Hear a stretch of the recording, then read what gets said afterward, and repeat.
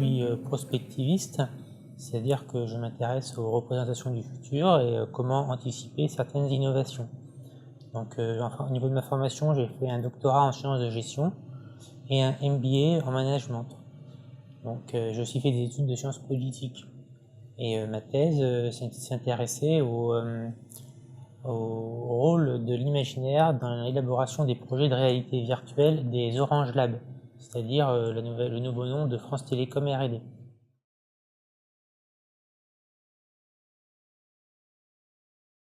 Alors la science-fiction s'est beaucoup intéressée au transport. La technologie qui est la plus flagrante, c'est la voiture volante, qui a été montrée dans de nombreux films, et initialement dans Metropolis de Fritz Lang.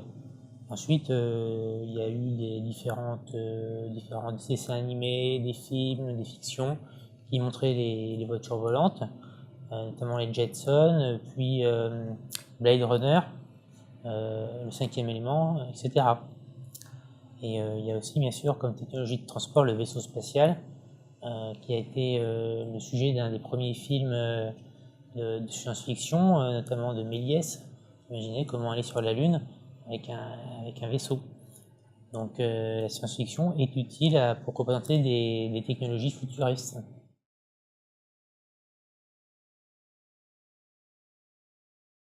Ils sont très ambitieux, et d'ailleurs les projets technologiques qui viennent des États-Unis sont souvent très prometteurs, reposent sur des fictions essentiellement. Elon Musk est beaucoup inspiré par la science-fiction.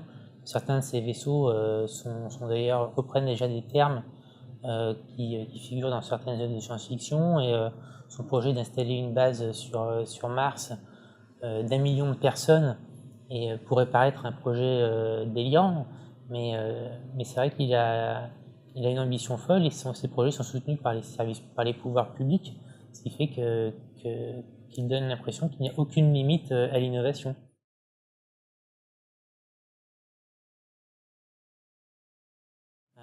Effectivement, c'est surtout visible au niveau de l'informatique et des télécommunications.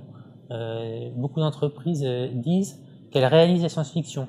Et avec le transhumanisme, on a l'impression que la science-fiction est devenue un imaginaire non plus futuriste, mais contemporain, présent. C'est-à-dire que Internet et les représentations des technologies de virtualisation notamment, qui étaient présentes chez les cyberpunks, est devenu quelque chose de commun. Et peut-être que dans les prochaines décennies, ce sera les transports qui vont réaliser la science-fiction. Et effectivement, investir dans ce secteur est stratégiquement très important.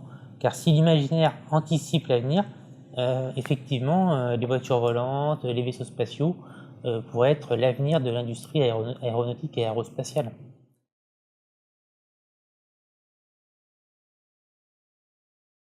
Alors, ça dépend de ce qu'on appelle territoire. Que la science-fiction stimule la créativité, c'est quelque chose qui est de plus en plus admis, et c'est ce que j'en ai parlé dans plusieurs de mes livres, notamment dans le dernier. Je vous invite à le consulter. Et ensuite, savoir si la science-fiction peut stimuler un territoire particulièrement, ça c'est une question qui reste posée.